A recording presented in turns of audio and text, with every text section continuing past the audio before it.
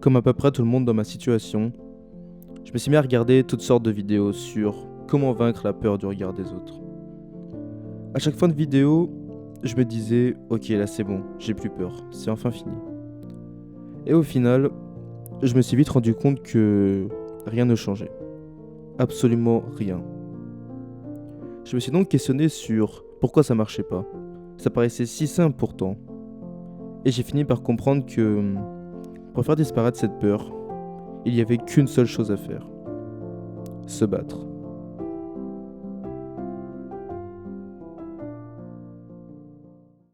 Et pour vaincre un adversaire, il faut le comprendre. La timidité, c'est pas quelque chose qui naît avec nous. On n'est pas avec la timidité.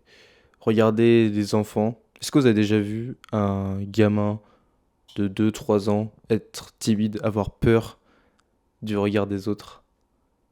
Je pense que non. Et la timidité, c'est quelque chose qui vient avec l'âge et qui se développe. Mais c'est pas quelque chose qui fait partie de notre trait de caractère. Souvent, on pense que la timidité, c'est de l'introversion. Souvent, on associe les deux, alors que ces deux choses sont différentes. Pour faire simple, la timidité, c'est la peur du jugement, la peur de, la peur des autres, tout simplement. L'introversion, c'est un trait de caractère, contrairement à la timidité, qui fait que on préfère rester plus ou moins seul que constamment être entouré de personnes. C'est important de faire distinction. Pourquoi? Parce que j'ai vu des vidéos qui parlaient de ça et qui disaient que la timidité c'était un trait de caractère qui ça nous rendait unique et qu'il fallait le garder et qu'il fallait pas essayer de changer ça et donc de rester soi-même. Sauf que, à la différence de l'introversion qui a un trait de caractère, la timidité, c'est quelque chose qui nous pourrit la vie. C'est quelque chose qui nous empêche de faire plein de choses, qui nous rend réellement malheureux. En fait, ça nous ronge de l'intérieur et c'est quelque chose qu'il faut combattre, qu'il faut éliminer parce que on se bride. C'est quelque chose qui nous bride littéralement. Contrairement à l'introversion qui, elle, oui, je suis totalement d'accord, ça sert à rien d'essayer de changer, de passer de introverti à extraverti. Toute façon, parce que de toute façon, vous pourrez pas, ou ça vous demandera beaucoup, beaucoup, beaucoup, beaucoup trop d'énergie. Mais par contre, la timidité, c'est quelque chose qu'il faut se débarrasser parce que ça nous bride juste. Et ça n'a pas intérêt en fait de garder ça. Chez moi, la timidité, c'est un problème qui remonte à très longtemps. Euh, pour vous citer un exemple, pour vous montrer à quel point c'était vraiment, vraiment violent, c'était, je sais plus à quelle année j'étais, peut-être en quatrième ou en cinquième, je sais plus. J'étais en cours d'SVT et en fait on avait un oral à faire. Et j'avais une clé USB où j'avais ma diapo. Et quand ta prof m'a demandé bah, du coup est-ce que c'est à ton tour, tu passes, j'ai dit que j'avais pas ma clé. Elle était dans ma trousse. Mais j'avais tellement peur de parler que j'ai menti en disant que je n'avais pas ma clé USB. Tout ça pour ne pas passer devant toute la classe. Et donc, quand on arrive à ce point, ça devient vraiment problématique. Euh, en seconde, au lycée, en cours d'histoire, à la fin du cours, un de mes profs était venu me voir. C'était mon prof d'histoire et c'est assez ironique parce que c'était mon prof préféré, toute année confondue des cours. Vraiment, le prof était incroyable, c'était une dinguerie. Il est venu me voir à la fin du cours et on a parlé. Et il m'a dit que, littéralement, mot pour mot, C'est très inquiétant, tellement je parlais pas. Quand t'as 15 ans, t'es tranquille, t'es à l'école, t'as ton prof qui vient te voir pour te dire qu'il est inquiété par ton cas, ça, voilà, ça marque. Et j'ai pas fait grand-chose après cette discussion, mais je pense que ça a dû cogiter un peu dans ma tête. Et l'année suivante, en première, j'ai commencé à changer ça. Et je me suis forcé à parler en cours. Au début, c'était juste parler un peu plus. Après, c'était carrément essayer de parler tout le temps. À chaque fois que j'avais une occasion de parler, je parlais. Quand il y avait un oral, la prof demandait des volontaires, je passais tout le temps, tout le temps, tout le temps. Et j'ai commencé petit à petit à être de plus en plus à l'aise. Et c'était cool. Et je me suis dit, ben voilà, maintenant je suis à l'aise, mais il faut que je passe à vitesse supérieure parce qu'en fait, je sentais que j'avais toujours ce problème. Ça s'imite pas juste à parler en cours, c'est pas suffisant. En tout cas, c'était pas suffisant pour moi. Et je me suis mis à parler. Je me suis dit, ben, ok, c'est cool. Euh, Maintenant, je suis à l'aise à l'idée de parler en classe, avec les autres élèves, tout ça. Mais maintenant, il faut que j'aille parler avec des gens dans la rue.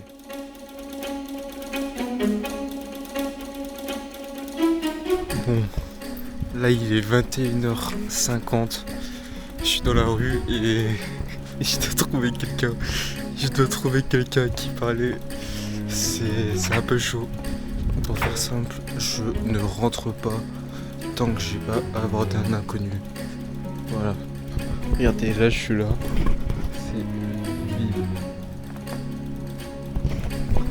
Il y a littéralement personne. Je marche dans des petites ruelles à rechercher quelqu'un. C'est un peu chaud. Au pire, je peux faire la technique de toquer à la porte. Ça fait presque 10 minutes que je marche et j'ai pas croisé quelqu'un. Je croisais une personne mais elle était un peu loin. J'aimerais bien croiser quelqu'un sur ma route en fait. Parce que là en fait j'aurais peut-être pu aller lui parler mais j'aurais dû traverser la route, j'aurais dû couper pour attraper un peu la merde. Bon en vrai j'aurais dû même. C'est pas grave, je vais trouver une autre personne. Bon, c'est réussi. Discussion qui a duré à peu près une minute. Une minute. Alors je vais mettre la lumière pour qu'on voit. Donc c'était... alors en fait on voit que dalle. C'était juste je sais pas, peut-être il était âgé de 60 ans, 60 ans je pense. Il promenait son chien, il jouait à la balle avec lui. Oh je vois que dalle. Du coup ben voilà, j'ai demandé s'il avait passé une bonne journée, classique. Et comme j'ai dit, je lui ai dit le défi, tout ça, voilà, de chercher un inconnu, de parler à un inconnu de la rue, voilà, de parler. Et c'était bien. Petite interaction, ça a pas duré longtemps, mais c'est le début. Là, ça a duré une minute. Mais l'objectif plus tard, c'est que ça tienne des fois 5-10 minutes, ça serait pas mal. Mais voilà, c'était cool. Bon, maintenant il faut que je réussisse. Après, c'était le soir, donc c'est normal que c'était un peu galère. Parce que voilà, le soir, les gens rentrent chez eux, donc voilà, c'est pas, je pense, l'heure la plus optique pour avoir une vraie discussion. Mais c'était cool. Donc faut que je trouve le chemin pour rentrer. Là je suis en train de marcher, je sais pas où je vais. Je pense que je vais trouver. Jour 2. Bon cette fois j'ai pas filmé avant. Parce que je venais de rentrer, j'étais en train de rentrer chez moi. Et j'avais pas ma caméra tout simplement. Alors là c'était plus rapide que la dernière fois. Mais c'était Pas forcément plus facile parce qu'en fait, là ce que j'ai fait c'est qu'en fait j'ai posé une question un peu, alors pas débile mais en gros pour faire simple, j'ai demandé euh, sa théorie sur l'œuf et la poule. Voilà. Qui arrive en premier, donc c'était vraiment une question un peu. Ça s'apparente un peu plus à la thérapie du rejet de demander des trucs un peu débiles comme ça pour voir si on te répond ou t'ignore. La réponse que j'ai eue, c'est les dinosaures. Voilà. Plutôt bonne réponse, franchement. Bon, ça a pas duré longtemps, hein, forcément, et ça a duré 10-15 secondes l'échange. En même temps, c'est normal, c'est une question. Mais du coup, c'est cool, c'est c'est un bon début. Après, j'essaierai de poser des questions euh, un peu plus philosophiques, si on peut dire ça comme ça, où je peux vraiment engager une discussion un peu plus sérieuse.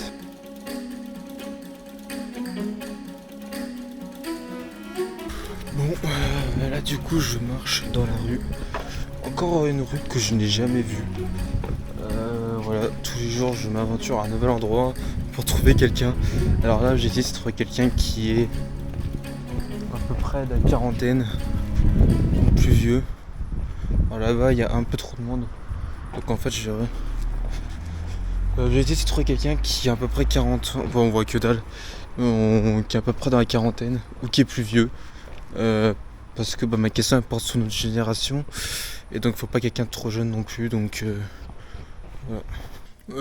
J'avais pas filmé au moment où je posais la question, mais en gros c'était une question qui portait sur notre génération et parce que voilà beaucoup de personnes disent que notre génération elle est perdue, on est finito et du coup en gros j'ai demandé ça un peu pour faire simple, voilà. C'est une génération perdue. Toutes les générations, ils ont une épreuve à accomplir et puis chaque mission, chaque génération a son chemin à faire et il n'y a pas de problème. Ok, d'accord. Chacun a des épreuves, comme nous on a tous des épreuves. Si on est sur Terre, c'est pour suivre une mission, parce que moi je suis croyant, je crois en Dieu. Donc il faut suivre son chemin et puis c'est tout. Et puis essayer d'être sur le bon chemin aussi surtout. Ok, d'accord. Pas le chemin du serpent, le chemin de Dieu, de la lumière. Le chemin du serpent c'est plus dangereux. C'est-à-dire que tu as plus de problèmes à t'en sortir. Et il faut toujours que tu aies la foi, tu vois, et toujours aller sur le bon chemin, le chemin de la lumière, pour avancer jusqu'à la fin de ta vie. Parce qu'on a tous une âme, notre âme, elle est au-dessus de notre cerveau, et elle est toujours là pour te... Et tu as peut-être toi, tu as déjà eu une autre vie avant, les vies antérieures, hein, peut-être tu es une réincarnation d'une ancienne âme qui vient faire une mission. Toi, c'est tout un travail, la vie. Donc il faut la respecter, la vie, et puis voilà quoi. Et il n'y a pas de jugement à avoir. Le seul jugement qu'il y a à avoir, c'est Dieu qui le fait, au tribunal des sages, là-haut, dans l'autre monde. Merci. Voilà. Merci pour votre Allez. réponse vraiment complète et j'aime bien votre philosophie et Ah bah c'est gentil. Mais tu sais, Dieu il existe, moi j'ai la preuve. J'ai eu des miracles. J'ai eu des miracles. eh ben bonne fin de journée à vous. Merci. Merci d'avoir pris le temps de répondre. Il n'y a pas de problème. Bonne Au soirée. revoir, bonne fin de soirée. Je suis pas croyant moi, mais ça n'empêche que j'ai trouvé sa réponse vraiment trop bien. Je pense que c'est rare d'avoir des réponses vraiment complètes et comme ça quand tu vas voir des inconnus dans la rue. Et c'était cool. Rien d'autre à dire. Donc au début, je parlais, je faisais des interactions avec des personnes, c'était cool. Je crois que j'en avais fait 7-8. Et après ça, je me suis dit, ben, j'avais envie de changer un peu. Je me suis dit, ok, c'est cool, encore une fois. Je commence à être plus vraiment avoir peur d'aller parler aux gens dans la rue. Mais j'avais envie d'aller encore plus loin. Et j'ai fait quelque chose qui s'appelle la thérapie du rejet. La thérapie du rejet, ça consiste en quoi? Ça consiste, ben, comme le dit littéralement le titre, ça consiste à se faire rejeter. À aller voir des personnes dans la rue et volontairement essayer de se faire rejeter en demandant des choses plus ou moins absurdes. Par exemple, faire défier quelqu'un en pierre feuille ciseaux, échanger une pièce de 1 € contre quelque chose, demander à quelqu'un de se prendre prendre un selfie avec nous dans la rue, plein de choses comme ça. Et du coup, j'ai pris un virage. Et de base, le défi qui devait être juste de faire une connexion avec un inconnu dans la rue, ça pouvait être un bonjour, me poser une question inhabituelle, s'est transformé en une thérapie du rejet qui a duré environ 10 jours.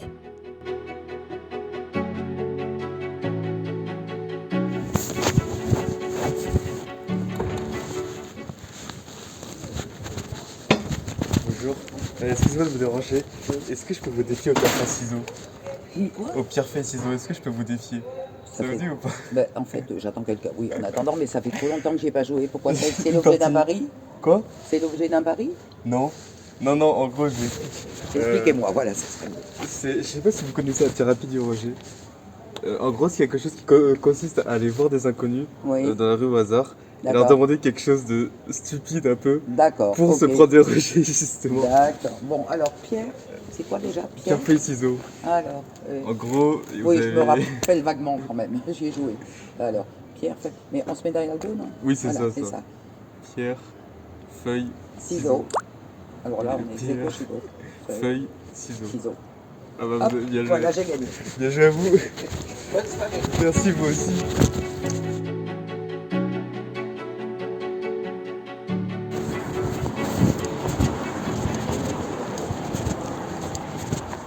Excusez-moi. En fait, j'ai 1 €. Yes. Et je te demandais, est-ce que t'as un truc à m'échanger contre ces 1 € là? Ah, N'importe quoi. marrant. Putain, qu'est-ce que je peux avoir? Je suis désolé, moi je crois pas que j'ai grand chose dans mon sac. J'ai un déo de l'exagère. Bon, interaction finie. Pour vous rappeler le but, c'était j'avais 1 € et donc je proposais à quelqu'un de m'échanger quelque chose en échange de ces 1 €. Normalement, c'est censé être un rejet, mais encore une fois, je n'ai pas eu un rejet et j'ai eu ça. Un déo usagé, ça me fume. Et en fait, c'est limite même juste pour le fun. J'ai envie de rééchanger ça contre quelque chose d'autre. C'est vraiment ça me termine. En fait, les gens sont trop sympas, c'est une dinguerie. Donc pour l'instant, je vais le poser là. Voilà, on pose. Et je verrai, c'est une dinguerie, vraiment. Masterclass. Soyez bien attentifs à ce qui va suivre parce que c'est une des leçons principales que j'ai retenues de toute cette aventure. Vous allez voir, c'est quand même assez incroyable. Excuse-moi, je peux te déranger, en gros, j'ai un déodorant, t'as visagé. Et est-ce que par tout hasard, tu aurais quelque chose à m'échanger comme ça? J'ai pas compris, tu veux échanger ton déodorant? Voilà, contre est-ce que tu as quelque chose à échanger, n'importe quoi? Quoi, c'est un gage que tu as? Non. En gros, je suis parti de 1 € et en gros, j'ai changé des choses et. Ça coûte combien ça? T'as une C'est idée ou pas? rien, vraiment, j'ai aucune idée. Peut-être je sais pas, 1 €, 2, je sais pas.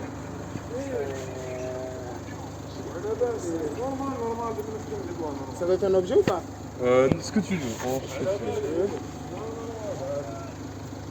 Ok. Non, vraiment? Bah oui. Non, Bah non, si. non, quand même pas. Bah si, vas-y, passe. Vraiment? Ouais, je le prends. Bon, ok. Merci, courage. merci. Vraiment merci, là tu vas avoir de fou dans le défi. Bah, bonne journée à toi. Merci encore.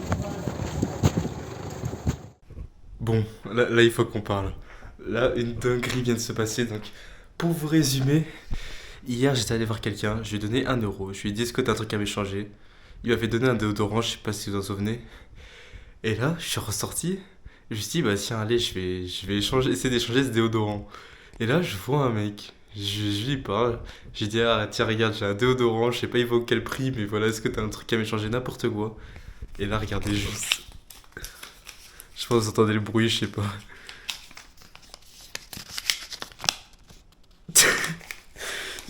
C'est n'importe quoi. Et en fait, ça me fait réaliser que en fait, les gens sont juste trop généreux en général. Et en fait, juste le fait de parler aux gens, ça t'apporte tellement d'opportunités, c'est une dinguerie. Et Tout on entend, ouais, des gens en France ou je sais pas quoi. Ils sont aigris, on va pas leur parler. Mais non, mais c'est une dinguerie, c'est tellement fou. Juste sortir dans la rue et parler aux gens et vous verrez.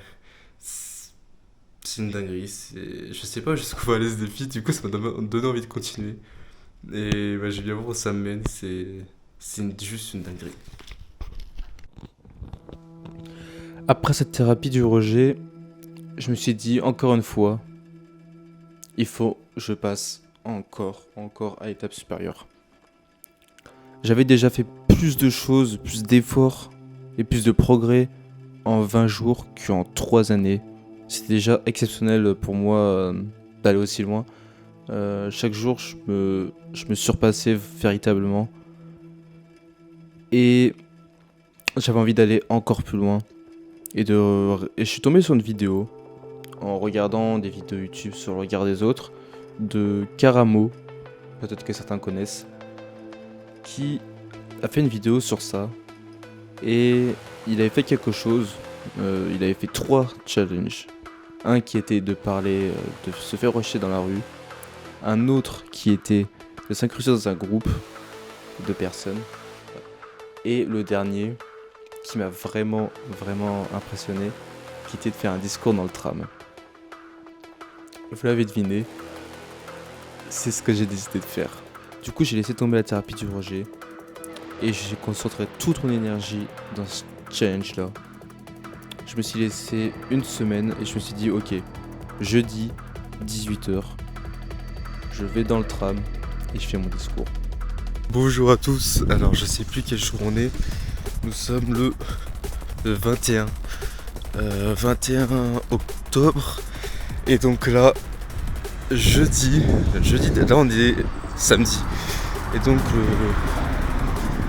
le jeudi de la semaine qui arrive je vais faire le truc le plus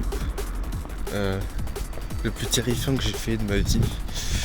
Alors c'est un défi qui va suivre tout ce que j'ai fait précédemment. Où en gros j'explique très clairement le but c'est de faire un discours dans le tram. Non, dans le tram. Littéralement, alors dans le tram à des heures de pointe. Parce que le but c'est qu'il faut que le tram soit bondé. Ça va être aberrant. Franchement je flippe. Mais en même temps j'ai hâte et en même temps je flippe. J'ai hâte parce que à la fois je sais que après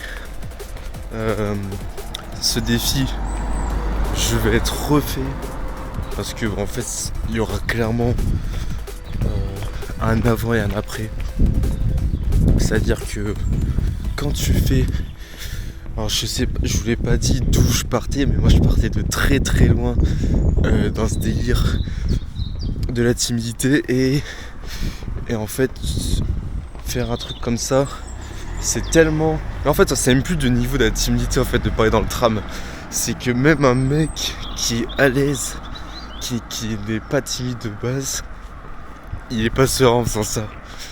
Et moi bon là ça fait déjà plusieurs années que je travaille ça, donc du coup je me considère plus comme timide, mais du coup voilà c'est quand même, de base je suis quand même pas le mec le plus à l'aise pour parler en public et du coup c'est quand même quelque chose de vraiment, c'est un gros truc, c'est vraiment dur et je sais que ça va clairement débloquer quelque chose en moi de faire ça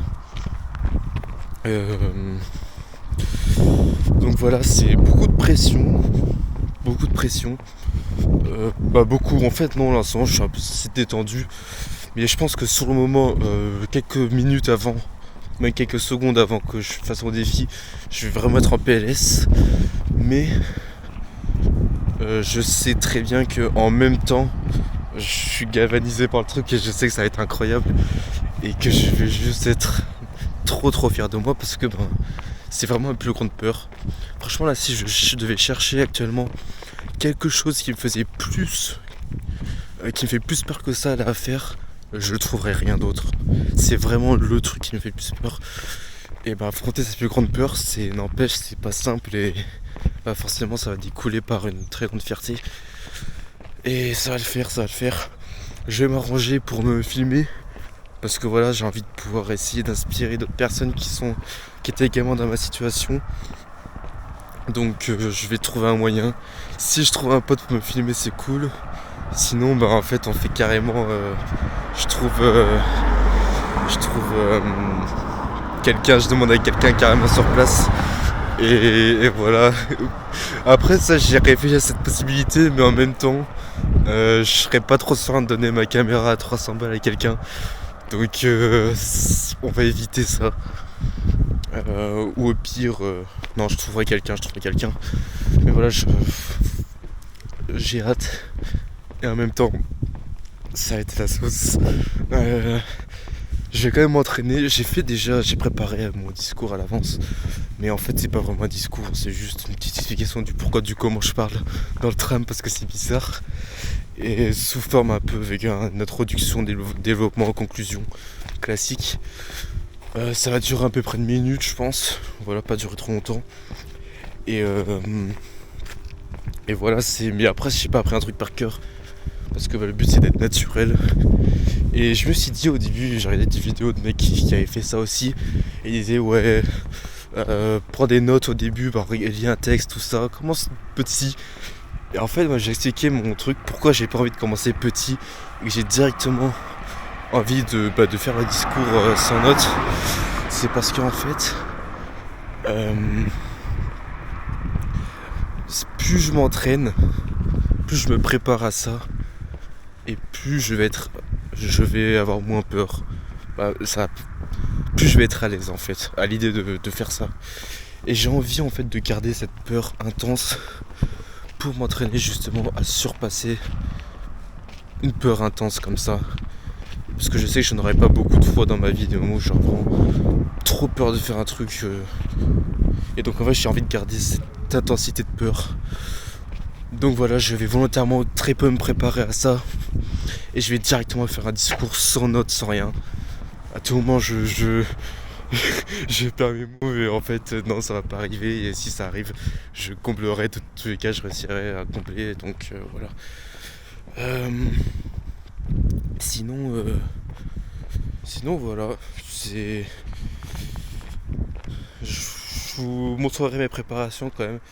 Essayer de faire un bon discours. Le but, c'est d'avoir une bonne éloquence quand même. Donc faire des gestes avec ses mains, ça c'est quelque chose que je fais pas beaucoup. En fait j'en fais de plus en plus, mais ça reste un peu bancal. Il faut vraiment que je mette plus d'intention là-dedans, donc voilà, on va essayer de voir pour ça.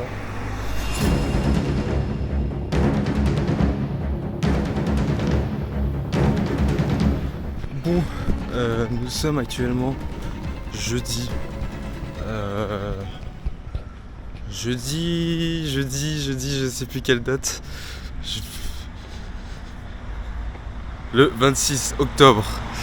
Et donc, là, ça sera dans... Mon challenge va avoir lieu dans à peu près... ce sera à 18h, donc dans potentiellement... Je sais pas, j'ai fait calculer dans quelques heures en gros. Donc franchement, pour l'instant ça passe. Je suis pas vraiment stress. Ah ouais, je sais que ça va monter. Ça va monter au fur et à mesure, mais pour l'instant, franchement, c'est tranquille. D'ailleurs, je viens de penser à quelque chose vis-à-vis du regard des autres. Je parle surtout de moi, là, de ce que je fais, mais si je peux donner un petit conseil, c'est pas avec des... Ça peut paraître très bizarre de dire ça parce que vous êtes actuellement en train de regarder une vidéo sur ça, mais c'est pas en regardant des vidéos ou en écoutant des gens qui vous donnent des conseils pour faire disparaître la peur du regard des autres que vous allez faire disparaître la peur du regard des autres. C'est vraiment... en fait, c'est utile dans le sens où ça vous donne les clés, mais après c'est à vous vraiment de mettre en place les trucs, de mettre en place les actions. Parce qu'en fait, vous pouvez vous dire ouais, c'est bon, je m'en fous des autres, c'est bon, de toute façon je vais pas mourir, le jugement des autres ça va rien changer à ma vie, tout ça. Vous pouvez vous dire ça autant de fois que vous voulez, mais ça changera rien tant que vous mettez pas les actions en place pour ça. Euh, Franchement, c'est chaud au début. Vous allez être en PLS, mais si vous mettez pas les actions en place, bah du coup en fait ça va pas changer. Parce que vous pouvez essayer de convaincre votre esprit autant de fois que vous voulez, ça aura pas vraiment d'impact. Parce que c'est pas utile. C'est comme si tu te dis ah tiens allez demain je vais je sais pas, tu peux pas changer ton esprit juste en essayant de te convaincre de quelque chose. T'es obligé de juste passer à l'action. Et c'est le plus dur, mais une fois que vous êtes habitué à le faire. Alors attendez, je vais me dépêcher parce qu'il y a un feu vert. Donc il faut quand même que je me dépêche pour pas le foirer. Mais ouais, c'est vraiment par les actions que vous allez réussir à changer quelque chose. Sur une phrase, je sais pas si vous l'avez déjà entendu, mais c'est si vous voulez des choses que vous avez jamais eues, il faut que vous fassiez des choses que vous n'avez jamais faites. Et ben c'est totalement vrai. Donc voilà, c'est prenez des actions, mettez en place des actions. Il n'y a que ça qui va changer. Et ma vidéo elle a pas pour but, vous allez pas changer juste après avoir regardé ma vidéo. Mais par contre vous allez pouvoir savoir quoi faire, quoi mettre en place pour pouvoir pallier à ce problème de merde. Et ça c'est cool. Faut juste que vous ayez un peu de courage, mettre des efforts. Avec du courage et des efforts franchement, je pense que vous pouvez le faire. Je pense c'est que vous pouvez littéralement. C'est que du coup c'est qu'une question de courage en fait au final quand on y pense, parce que la peur du regard des autres c'est une peur. Et le courage c'est quoi? C'est vaincre ses peurs. Donc voilà, vous avez du courage, vous battez ce truc. Vous n'en avez pas, vous vous faites bouffer par ce truc. Voilà, simple. Donc c'est ça le plus dur quoi. Faut vraiment prendre cette peur et lui mettre des gros coups, des grosses droites. Et ça prend du temps franchement. Moi personnellement ça fait 4 ans. Ça fait depuis la seconde. Je suis en 2e année à l'université, donc ça fait 4 ans que je commence ce truc. Donc ok, il y a quelqu'un qui est en train de mourir. Ça fait 4 ans que je commence ce truc et ben voilà, j'ai toujours pas quasiment battu, mais presque. Dans le sens où je fais des choses que j'aurais pas pu faire il y a quelques années. Donc faut vraiment que vous mettez en tête que ça prendra du temps, que ça sera dur, mais au final vous allez être fiers de vous. Et de toute façon on regrette jamais d'avoir pris des risques et d'avoir fait des choses qui nous font peur. Vraiment, j'avais trouvé moi une personne qui regrette d'avoir pris des risques. Ça n'existe pas, ça n'existe juste pas. Si, ça doit exister en vrai, mais vous regrettez très rarement. Surtout que c'est pas des risques, c'est pas vraiment des risques. En vrai, vous risquez quoi? Vous risquez rien. Donc voilà, commencez petit et après vous allez voir que vous allez vous habituer, vous allez être fiers de vous. Et dans quelques années, vous vous reconnaîtrez plus. Et ça, c'est good. Donc voilà.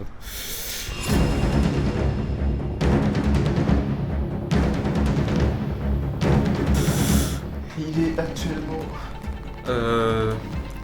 17h13. Donc là voilà, c'est dans quelques minutes, quelques dizaines de minutes. Il faut que Là je pense que je vais faire un peu de sport très vite fait avant d'y aller. Au moins ça me permet de faire descendre un peu la pression. Il faut vraiment que j'arrive à être détendu. En fait pour moi ça sera une victoire que si j'arrive à parler dans le tram de manière détendue. Si quand je parle dans le tram je suis stressé, ce sera un échec. Parce que le but c'est vraiment de s'en foutre, de regarder les autres. Vraiment je parle, je suis focus sur mon discours et je stresse pas quoi. Ça c'est l'objectif. Je vais répéter aussi un peu vite fait. Bon après c'est pas un truc par cœur heureusement. Mais voilà, essayer de faire un truc pas mal. Et voilà, ça va le faire. Je vous reprends quelques minutes avant et après pendant quoi. Ok, actuellement il est 17h45.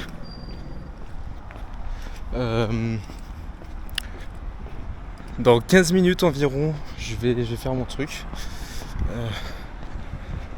Ça va être chaud et franchement en vrai là je suis bien. Je suis pas stressé, je suis rien du tout. Je suis posé, je marche. Donc voilà, on va voir ce que ça donne.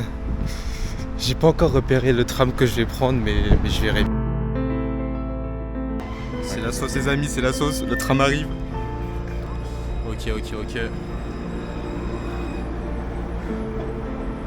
Ah ça va être drôle. Alors...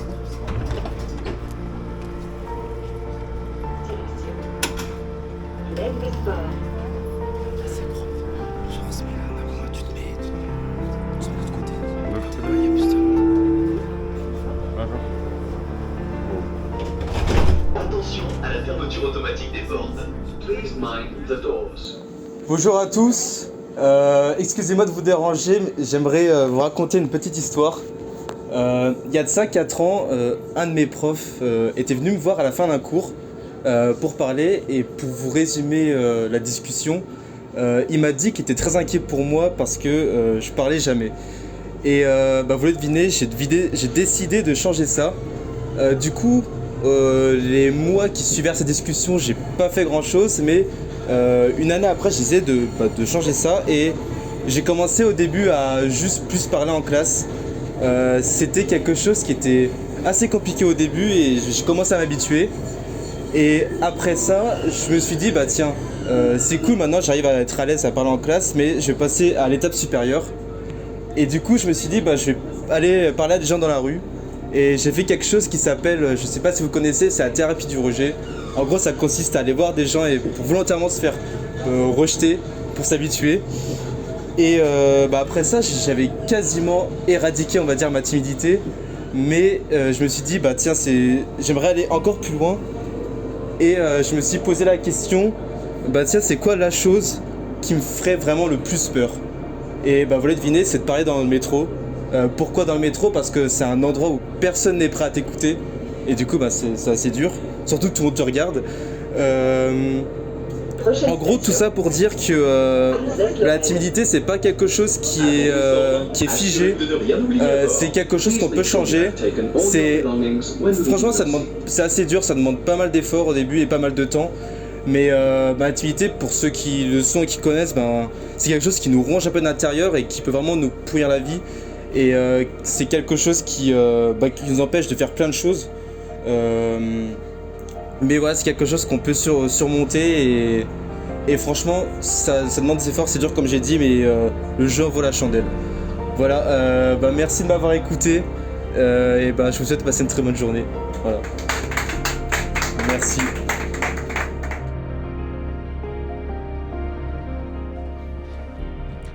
Après ce défi, vous vous en doutez bien, il y a eu un avant et un après.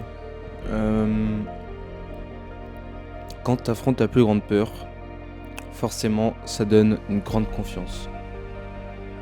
Pour faire simple, c'est que maintenant, à chaque fois qu'il y a quelque chose qui me fait peur, en fait je me dis ok, c'est cool, ça me fait peur, mais je peux la vaincre parce que j'ai fait bien pire. Et ça, l'avantage d'affronter cette plus grande peur, c'est que une fois que tu l'as fait, tu sais que tu es capable d'affronter toutes tes peurs, sans aucune exception. Donc c'est vraiment la chose que je retire le plus de ce défi. Je retire beaucoup de fierté aussi, parce que c'était vraiment dur. Et comme j'avais dit précédemment, pour moi c'était une vie, ça aurait été une victoire que si j'arrivais à parler sans être stressé.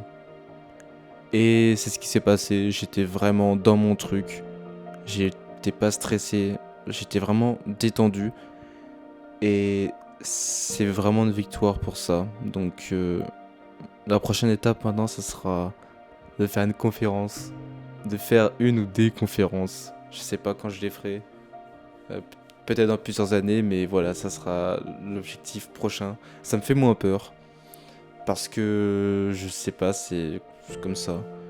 Peut-être parce que les conférences, les gens sont là pour t'écouter de toute manière, donc c'est pas pareil. Et je vous souhaite réellement à tous d'affronter vos plus grandes peurs. Ça va demander beaucoup de courage. Ça va être très dur. Vous allez être en PLS. Mais franchement, à la fin, vous allez être tellement fiers de vous. Pensez juste après. Pensez à l'après. Si je peux donner vous un conseil, pensez à l'après. Et franchement, je vous donne toute ma force.